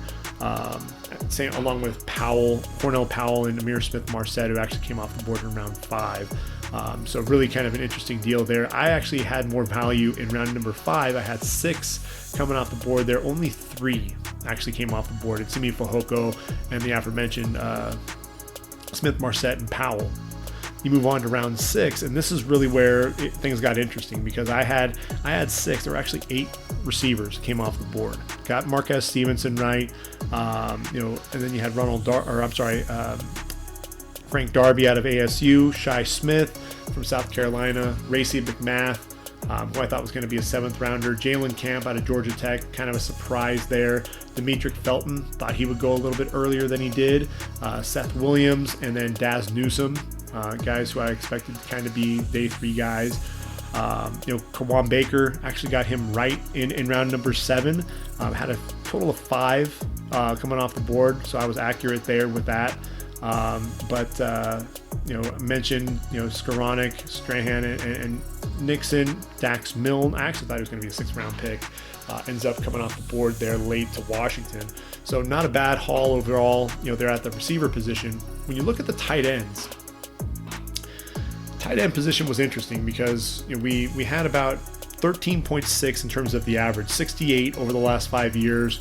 The last time we had 11 was in 2016, and that's exactly what we had here. I was expecting to see 5 come off the board in the first 3 rounds, and that's exactly what happened. I had Pitts, and then Freiermuth and Long, Jordan and Tremble. Got all of those guys right there in those first 3 rounds, with the exception of Brevin Jordan, who ended up falling to round 5. You look at round 4, got John Bates. He had him coming off the board around later. Kylan Granson out of SMU, I was surprised. That was kind of the surprise pick there in round 4. And then in round 5, Luke Farrell going to the Jacksonville Jaguars, the Ohio State guy, playing for Urban. Noah Gray, I thought would go around earlier. I thought Zach Davidson was actually from Central Missouri, was going to come off the board late. He was a round 5 guy. So when it was all said and done, you had all your tight ends come off the board, all 11 in the first 5 rounds, nobody in the last 2 rounds, and I was kind of banking on that, and that's really the difference at the end of the day. I was feeling pretty good about where I was from a tight end standpoint, and then nobody was taken in those final 2 rounds. So guys like Sean Byer, Tony Poljan, Matt Bushman, Kenny Yeboah, guys who I thought were going to be day 3 picks wound up being undrafted free agents. So kind of the difference there on that tight end position. And then when we look at the offensive tackles, 18.4 was our average, 92 total in the last 5 years, 21 a season ago, which was the highest in those 5 years. The lowest was just 15 in 2017. We had struggled with that tight end position, or that tackle position. And, this was a big draft class, and I knew that. I targeted 26. We wound up with 27. So pretty close in terms of where we had, guys come off the board. I had 4 off the board in round 1. Sewell, Slater, and Darisaw I got right. Swap out Leatherwood and Tevin Jenkins. I thought Jenkins was going to come off the board in round 1, ended up off the board in round 2. You look at Eichenberg, Radens, and Cosme in round 2. Jenkins, Walker Little, and Jackson Carman. I had Carman off the board in round 4 and Little in round 3. And what you look at here, though, when you look at the draft, you had 3.6 in as an average in the first round, and just 1.6 as an average in round 2. So it just speaks to the depth at this tackle position. 3.2 was the average in round 3. I had 4 coming off the board. There were only 2 and that was Jalen Mayfield and Robert Hainsey. Interesting. I'm sorry. Along with there were actually 4. So I did get that right. Brady Christensen and Spencer Brown both taken as well. Deontay Smith, Josh Ball, James Hudson, had them all right in round 4. I did a pretty good job overall in terms of some of these projections. Dan Moore, not expecting him to come off the board until round 6. He came off the board in round 4. So in terms of where we were at through the first 4 rounds, 18 were selected. I had 17 going, so pretty close. Really, I just missed out on 1 tackle there in round 2, because after that, the draft goes 3, 4, and 2, and I was right on in terms of the numbers. Just didn't get the players right. You're looking at, I had Hainsey, Landon Young out of Kentucky, and Tommy Doyle come off the board in round 5. You had Tommy Doyle. I forgot about Larry Borum from Missouri, and then Braden James, who I actually had coming off the board in round 6. Round 6, you get to William Sherman, who I didn't have coming off the board. Landon Young falls there. Stones Forsyth I thought was actually going to be taken much sooner. Cole Van Lanen, didn't see that one coming. Alaric Jackson I thought would get drafted in round 6. Ultimately, he wasn't picked. I had Jalen Moore penciled in as a tackle, and the projection really is him as a guard there in round number 6. And then in round number 7, 1.4 is the average. I was expecting 2. I had Drew Himmelman and Grant Hermans. We know already that they were undrafted free agents. Larnell Coleman out of UMass. I thought he was going to be a project, a guy that would be an undrafted free agent. He ends up getting drafted in the 7th round. Same with Will Fries. I actually had him as a guard, so coming off the board in round 7. I actually had him as a round 7 guard. You look at the guard position, and another position that was interesting, just 14.2 as an average, 71 total, but we had 18, which is the highest in the last 5 years, and in 2020, just 9 in 2018. I actually had 15 coming off the board. I tried to stay as true as I could to that 14.2. We only had 11, and that's the lowest again since 2018. We had Elijah Vera Tucker in round 1, and that's the one guard that I had. I was expecting Wyatt Davis and Trey Smith, way off there in terms of their projections. Aaron Banks, I had him going to San Francisco in round 3. He comes off the board in round 2. I thought that was a bit of a reach. Nailed 3 guards. You had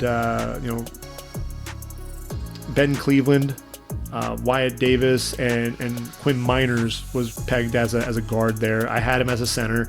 I had Kendrick Green actually coming off the board. They were actually kind of evaluating him as a center as well. When it was all said and done, I was targeting three guards, and that's exactly what we had come off the board. I had 3 guards in round 3. There was only the one, and that was Royce Newman. I was expecting Hutcherson and David Moore to be selected there. Just the one in round 5, and that was Jalen Moore out of Western Michigan. 2.2 was the average in round 5, so just the one, a little under what the average was. And then I was expecting 2 in round 6 and round 7, staying true to the average, and that's exactly what we saw. I just missed in terms of who we had there. Deontay Brown and Trey Smith. Brown, I think from the weight standpoint, Trey Smith with the medicals, and then Jack Anderson in round 7 and Matt Farniok, round things out. So numbers were pretty close there towards the end. Unfortunately, just didn't get the players right as much as I would have liked. You move on to the center position, and the centers, that's a position. Look, it's kind of been single digits. You have 41 over the last 5 years, just 8.2 as an average. 9 centers taken in 2020, which was the highest since 2018 when we had 11. When you fill in the other 3 years, 7 apiece in 2016, 17, and 19. I actually had 9 centers taken, and they were 8, so pretty close overall. I actually had Miners penciled in as a center, and had Kenyon Green as a guard, so they kind of cancel each other out there a little bit. I was surprised that Creed Humphrey wasn't the first center taken. But I actually had him and Miners coming off the board. Ultimately, you had three. You had Humphrey, Dickerson, and Myers. I had Myers and Dickerson coming off the board in round 3. There was only the one that came off the board, and that was Kenyon Green. In round 4, we had the one, Drew Dahlman, which I nailed. In terms of the one pick, I actually was thinking Michael Mennett would be the guy. He fell to round 7. In round number 5, nobody taken. I thought, Drew Dahlman and Trey Hill, those would be the right value for them. Trey Hill comes off the board in round 6. That's where I actually had Drake Jackson going. We know he was an undrafted free agent. Jimmy Morrissey, nailed him in round 7, and then Michael Mennett as well. So at the end of the day, we had 8. The only center that I didn't get right in terms of being drafted was Drake Jackson. So not a bad haul overall there on the interior of the line. Did pretty well with the defensive ends as well. When you look at this group, average was 20.8. You had 104 defensive ends taken over the last 5 years, 24 in 2020. And ultimately, there were 24 yet again. I had 25 pegged in. And this is one where I was trying to kind of determine between edge rusher, outside linebacker, and then defensive end. So it was kind of interesting how this whole dynamic played out. You had 3.6 defensive ends taken. I went with 4. We had 4. In Kwity Paye, Jalen Phillips, Peyton Turner, and Gregory Rousseau. I had Peyton Turner coming off the board in round 3, Rousseau in round 2. The 2 defensive ends that I penciled in were actually Joe Tryon and Jason or Odafe Owe. They're actually pegged as outside linebackers given where they were going in the draft. So end of the day, though, I got the numbers right there with 4. I had 4 coming off the board in round number 2 with Basham, Osai, Perkins, and Rousseau. Ended up with only 2. Dayo Odengbo, I thought was going to fall to round 3. He comes off the board in round 2 with Carlos Boogie Basham. There were 5 I had 5 in round number 3. And that was where Turner would come off the board. Rashad Weaver, Cameron Sample, Odengbo, and Patrick Jones. Of those, only Patrick Jones was correct. And then you had Osai, Chauncey Golston, and Ronnie Perkins come off the board. So I had 5. Actual was 4. And then it was flip-flopped there in round number 4.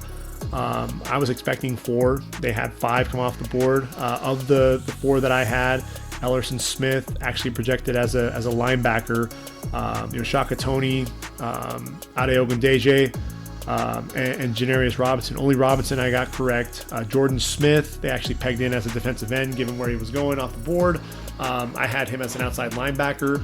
Cam Sample, Rashad Weaver, Joshua Kando.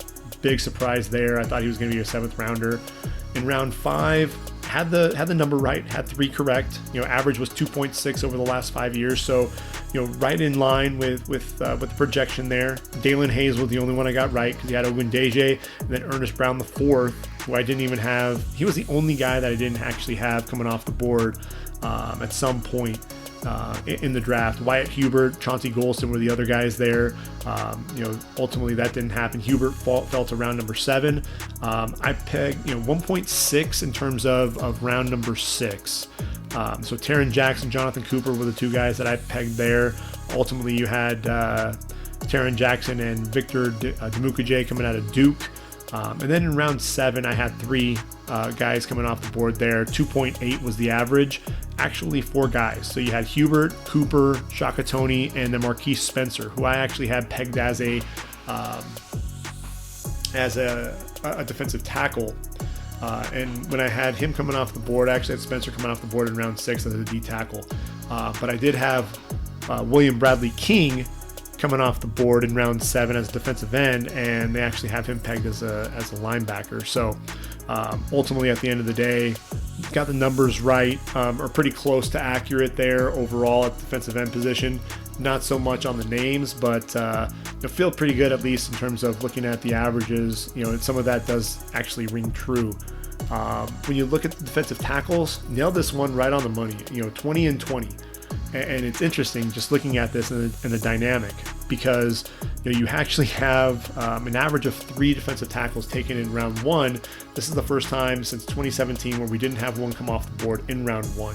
21.8 was the average, 109 total tackles, defensive tackles taken, 20, outside of 2020 where we had 18 taken, that 20 is the lowest since 2014 where we had 19 come off the board. This wasn't a strong defensive tackle class. I had 3 coming off the board in round 2, and Christian Barmore, Levi and Wuzurike got those 2 right. Davion Nixon fell all the way to round 5. I was surprised at that. I was shocked.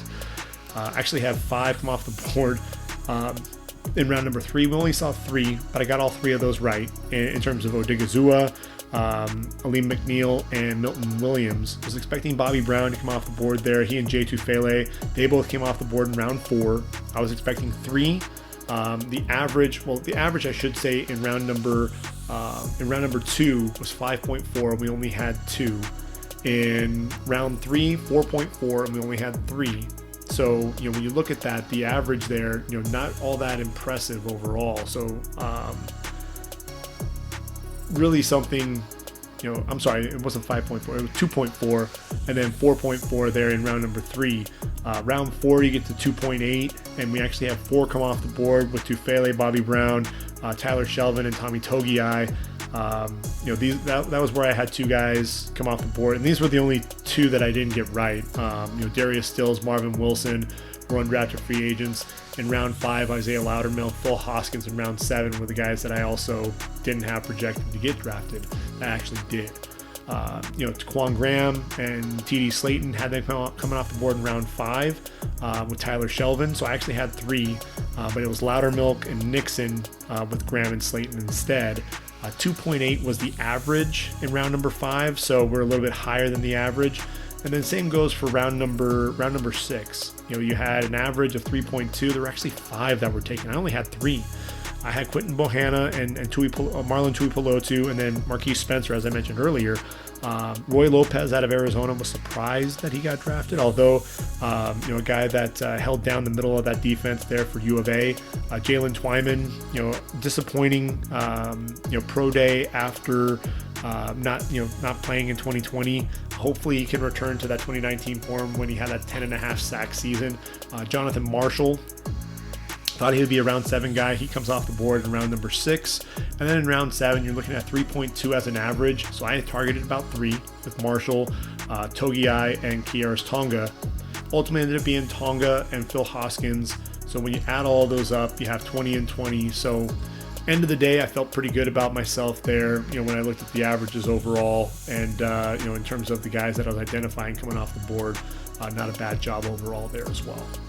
Linebacker position, you have 171 linebackers total, 34.2 as an average. And when you look at this group, we had 32 tackles taken. Linebackers taken, 2017 and 2020. The high mark was in 2018 with 37. So what we had was we actually had a total of 30, 17 inside backers and just 13 outside linebackers. So in round 1, when we look at the group, I actually had a total of 5 targeted, 5 total linebackers. 3.8 was the average. We had 4 in each of the last 3 years. I was actually expecting, Micah Parsons, Zaven Collins, and Jamin Davis. Got those guys right. But I was expecting Azeez Ojulari and Jeremiah Owusu-Koramoah to come off the board.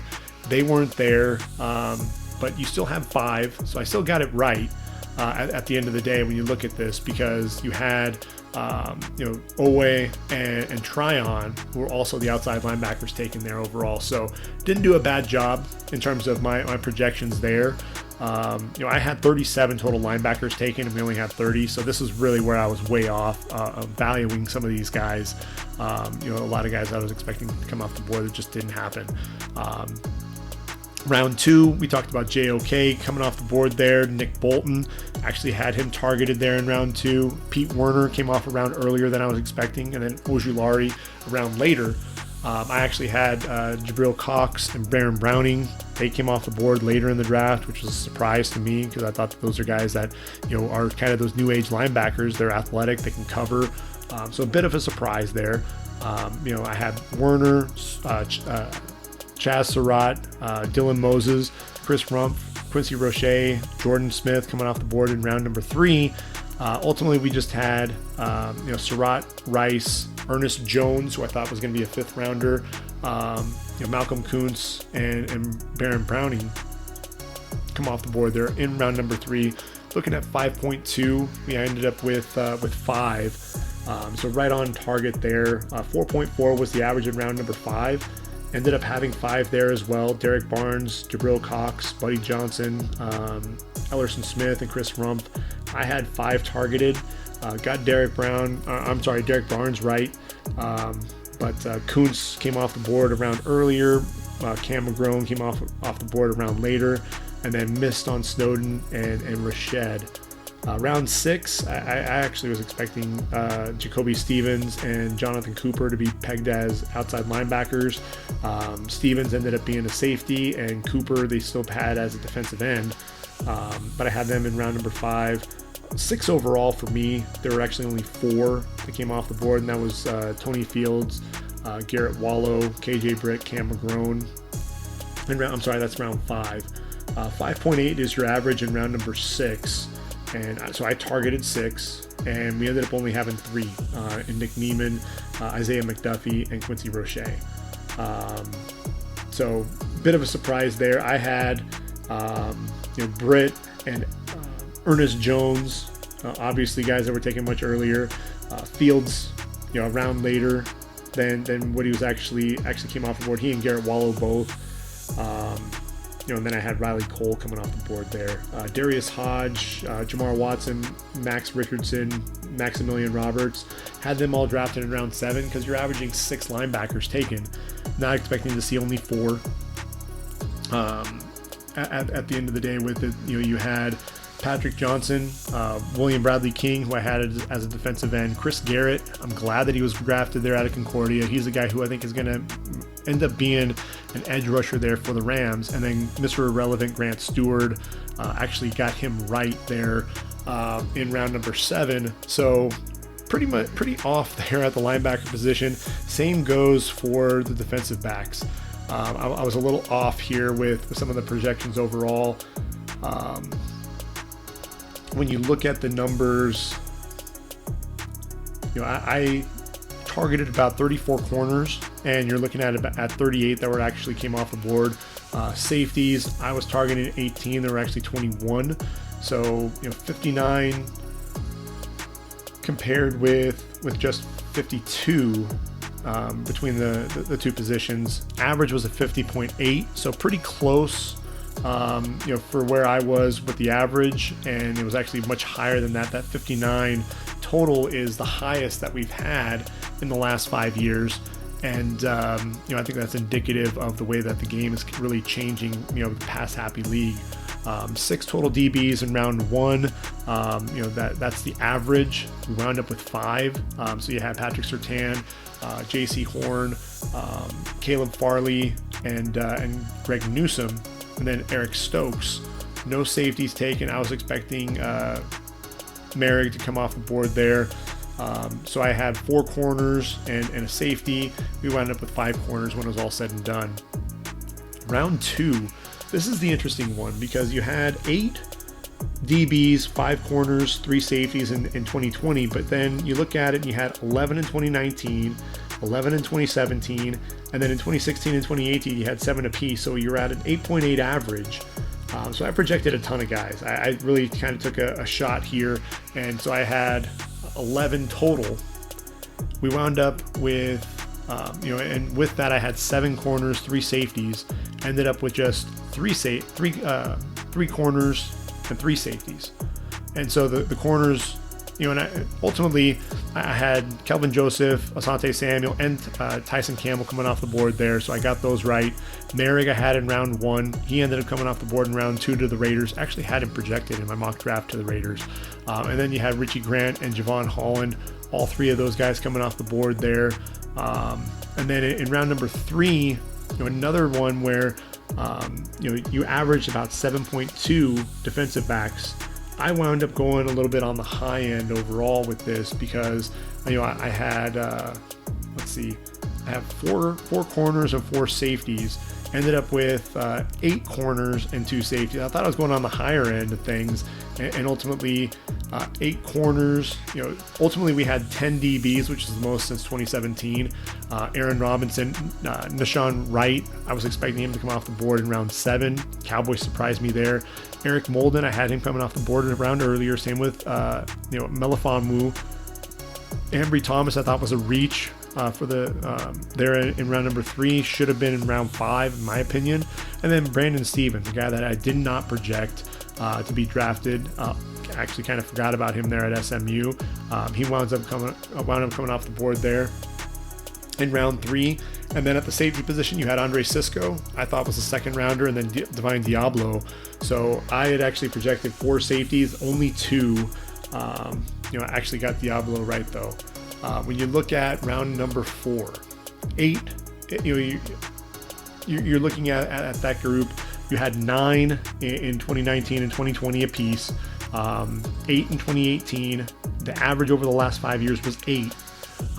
And ultimately, when I looked at this group, I had 5 corners and 3 safeties. We had just 6 corners and just 1 safety.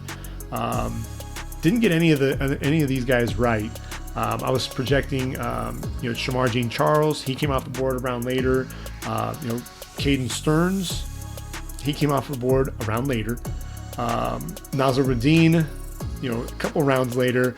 Derek Forrest a round later. So just a lot of guys that I was, projecting a higher value to. And then you look at, Darren Hall out of San Diego State. Didn't even have him on my list. Of draftable prospects. Zach McPherson, I thought was going to be a guy drafted later. Same with Cameron Bynum. Robert Rochelle, thought he'd come off the board a round earlier. And then Marvin Wilson and Trey Brown. So interesting, with the dynamic there. I actually left out a couple of guys in round 3 that I need to go back to. Benjamin St. Just and Paulson Adebo were the 2 other corners that were drafted. I mentioned there were a total of 8. Those were the 2 guys that I actually got right at the cornerback position.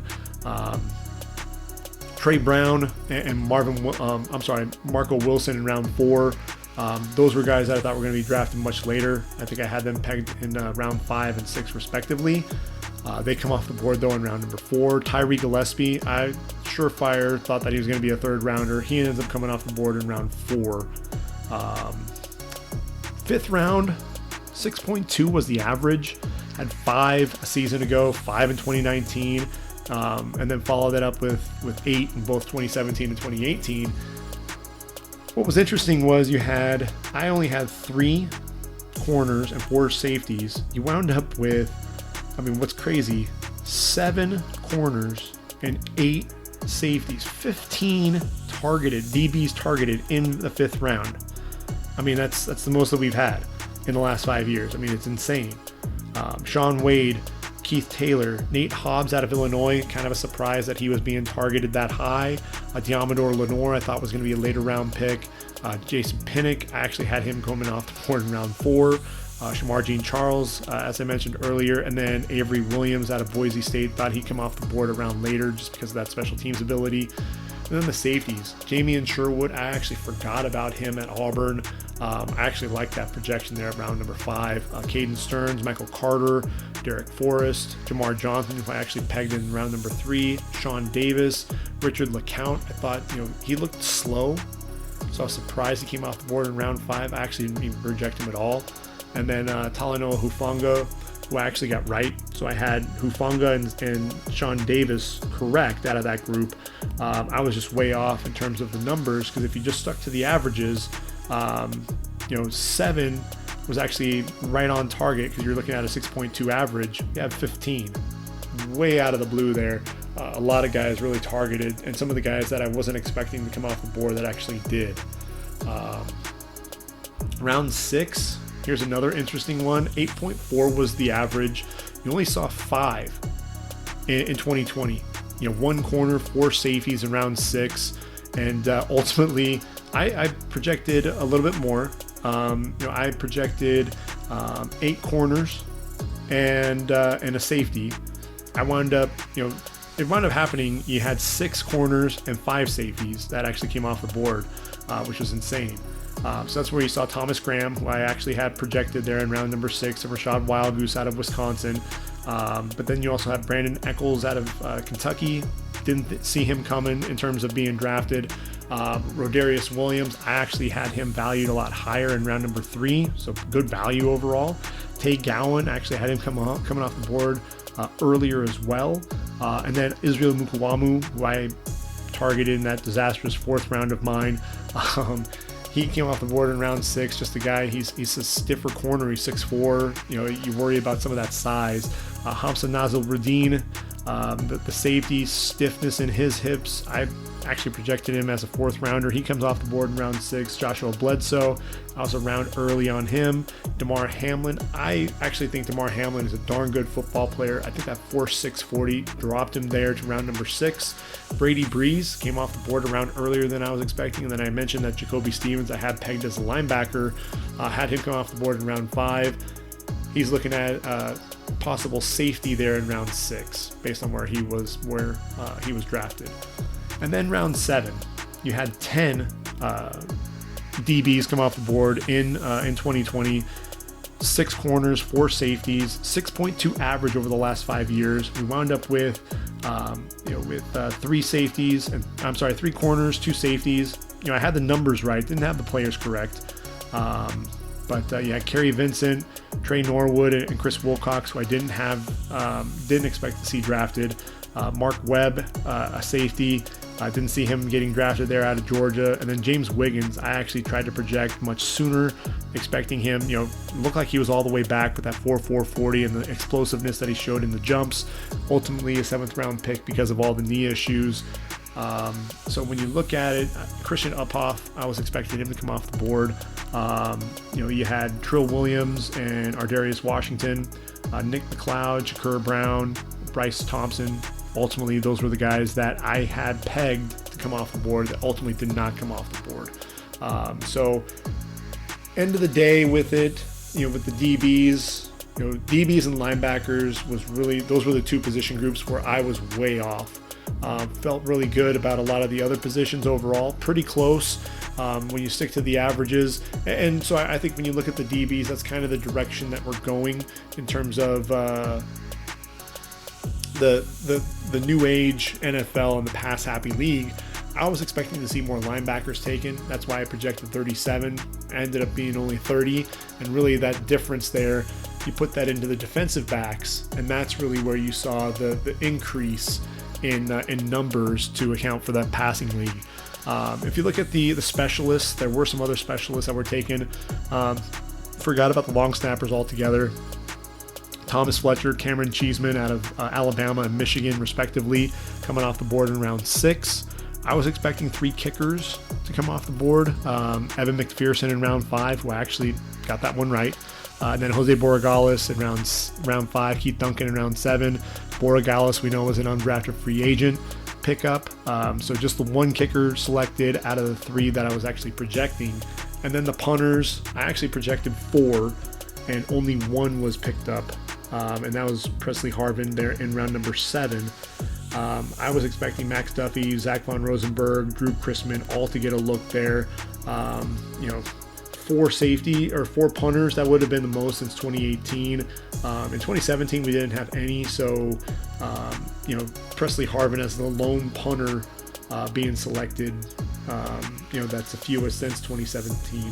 At the kicker position, this is another one where you've had double-digit kickers off the board in each of the last 4 years.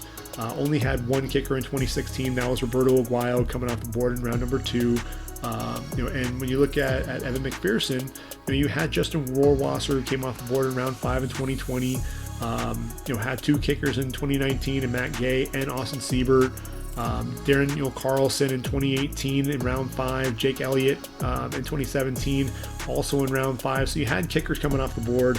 I was expecting 2 kickers to come off the board there. Ultimately didn't happen. You had 4 kickers actually drafted in round number 7 over the last 5 years as well. Just didn't happen there. So end of the day, a lot of those guys are still going to get a chance. I think Jose Borregales has a chance to end up unseating the incumbent there in Tampa Bay, Ryan Suckup, when it's all said and done. The punters, Zach Von Rosenberg, Max Duffy, Drew Chrisman, all can boot bombs. So there's a good chance that they can end up sticking with an NFL franchise when it's all said and done. So we covered all of our undrafted free agents. We've covered by the numbers. We've taken a look at all the draft picks. So the 2021 podcast series has officially come to an end. But we're going to throw one bonus podcast in, and it's going to be really just a quick look ahead to the 2022 NFL draft, the 2021 season. Who are the players to look at each position? So episode 39 will be the final podcast of the 2021 podcast series, and that's really that look ahead to 2022. So stay tuned for one more podcast. Hopefully you've enjoyed the ride to this point, and we'll go ahead and call it a podcast for now. We'll put the next one out here in the next couple of days. Stay tuned for that. And for readyforthedraft.com, this has been the Ready for the Draft podcast. I've been your host, Gregg Schutze. Until next time, everyone, take care, and I am out of here.